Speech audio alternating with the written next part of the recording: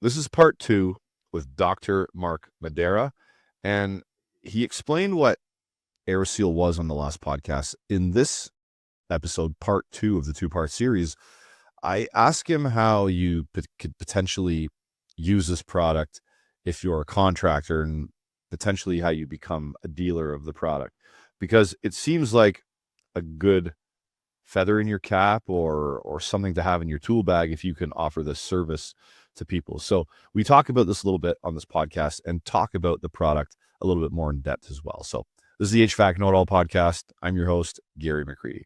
This podcast is sponsored by Cool Air Products, Master, Cintas, and SupplyHouse.com. Go to the show notes and click on the links to check these guys out. All right. Now you have to hire somebody that's trained on doing this, or let me ask you this, because I'm learning. Do we have to hire a specific company to come out and do this, or can any residential company absorb this into their services and learn how to do it and have it done Okay. in-house? So basically in the residential, it sounds like in the residential retrofit or new construction market, all of those guys are trained by us. They get the machines from us. But the people who do it range from duct cleaning companies to HVAC companies and solar companies, so there's different contractors who've done it. It's not a DIY, right? We talked Yeah. about trying to make it DIY, but the risks seem like too high, right? Yeah, I would say, yeah. And so then the service providers, and there's probably like, I don't know, more than 500 of them around the US and Canada. And they could be any HVAC contractor. And I know one of our current initiatives is try to make the equipment much smaller and easier to run and quicker to set up. And in that initiative, the idea is that any HVAC install crew or replacement crew can have it on their truck and just pull it out and do it while they're doing the job. Mm-hmm. So And that's not happening yet, but that's the goal. okay, so people listening to this probably are wondering what it could cost the homeowner to do this type of work. Do you know what the average cost to the homeowner would be? Unfortunately, I don't know anymore. Let's just say my role in the company right now is I'm the chief scientific advisor. So All right. I worry about, like, where do we go with the technology? How do we do commercial buildings? We're actually doing buildings in Saudi Arabia and figuring out how to do that stuff. And so that's what I do. I used to know, but I could make up a number. But That's fine. No, that's fine. So then people would have to do, talk to, like, the person who set this up with me. They'll know.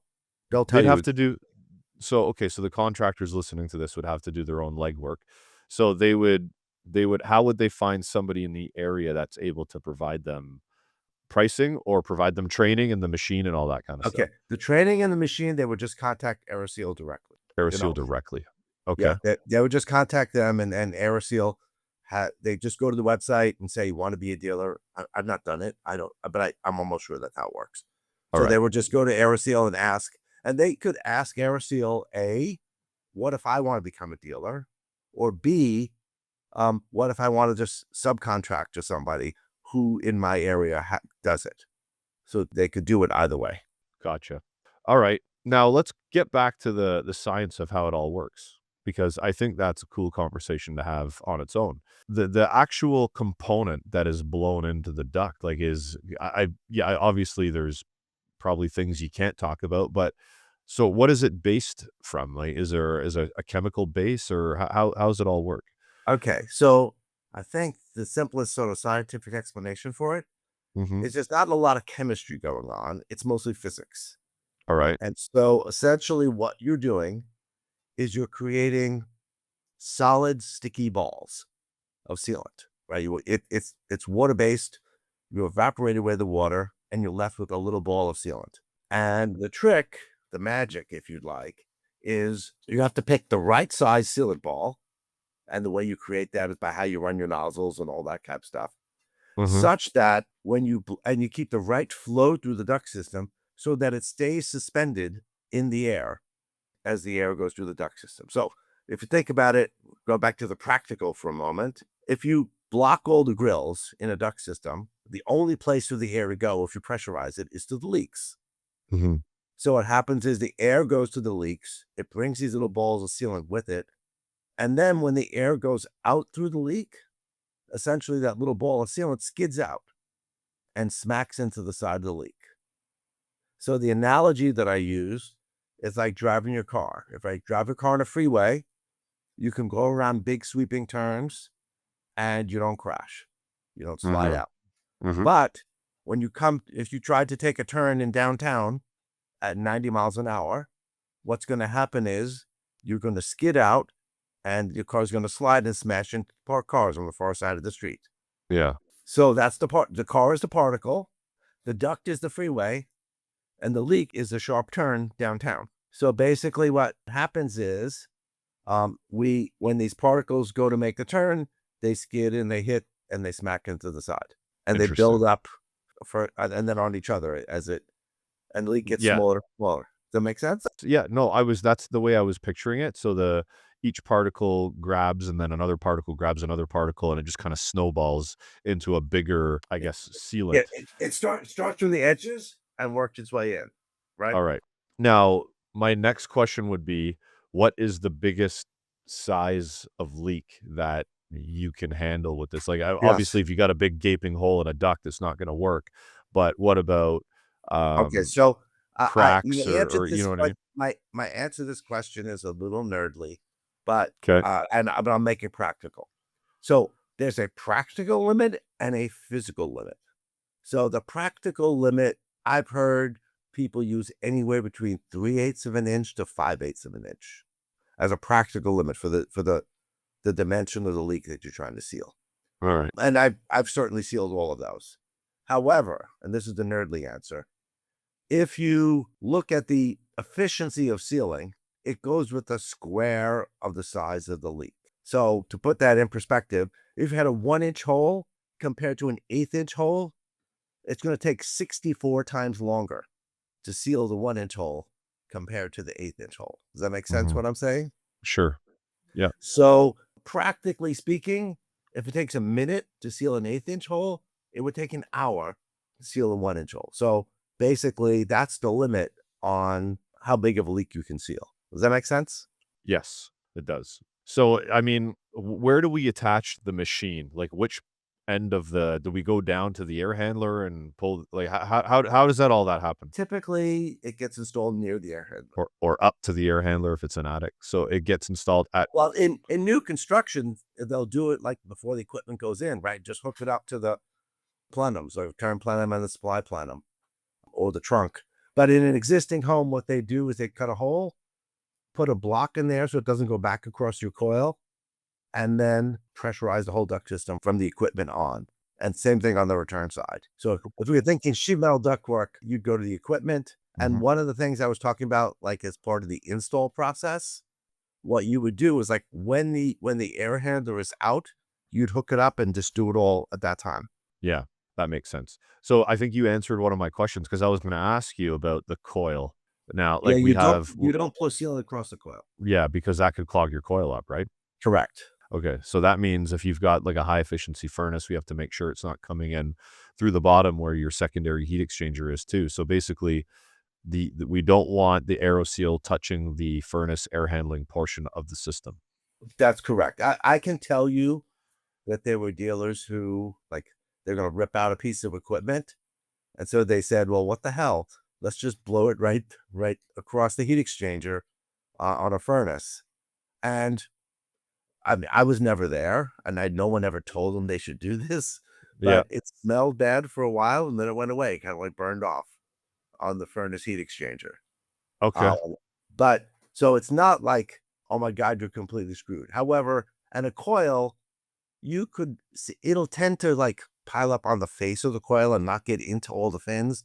So you could actually go and clean it up if you had to after the fact. Obviously, that's not what we want people doing, right? But people have made mistakes, I'm sure. It's been done probably at this point in hundreds of thousands of houses. Mm-hmm. So the building science community is a growing community. What are you getting a lot of interest from the building science community? Because building science is all about making sure the envelope and the HVAC system work together. So if we seal those ducts, that is going to help that HVAC system perform a hell of a lot better than what it was prior to that. So what is the building science community's involvement in this? Are they loving this right now? Or Well, have they been loving it? it's not new news, right? It's been Yes. around for a while. So if you'd like, I've been part of the building science community for 40 years, right? Okay. I was a scientist at Lawrence Berkeley Lab, and I did building science all the whole time. Uh-huh. And Yeah. then I did the company for 4 years, but then I went back. So 10 years, I was not a scientist. Then I became a professor and started a new research center at the University of California and wound up, it was called the Western Cooling Efficiency Center, right? And so people in there, that's where we actually developed the envelope sealing process.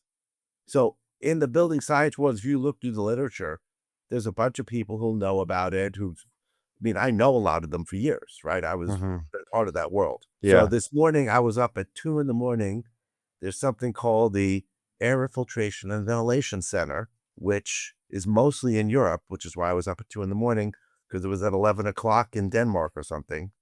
And that center has been tracking for 40 years anything about airflows of buildings.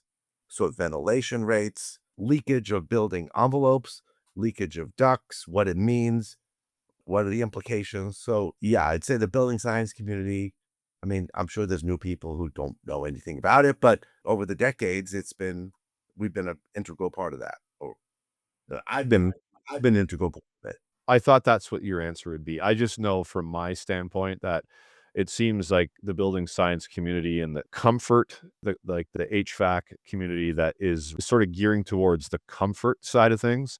Some of them probably don't know about your product, but some of them do. And I just wanted to get your take on how in tune they are with using something like Aeroseal to help a lot of issues within a building. Well, honestly, I would say the answer is mixed in that we keep on finding people who don't know anything about us that, somehow they find us. So I get more involved, not with residential applications, not to be crude, but it's a little boring. I've been there, done that a million times. It's Yeah. not about that interest. However, we have things like there was a life sciences research center being built where Candlestick Park was in San Francisco. They knocked down the stadium. They're building all these places, and they put in an exhaust shaft for fire safety.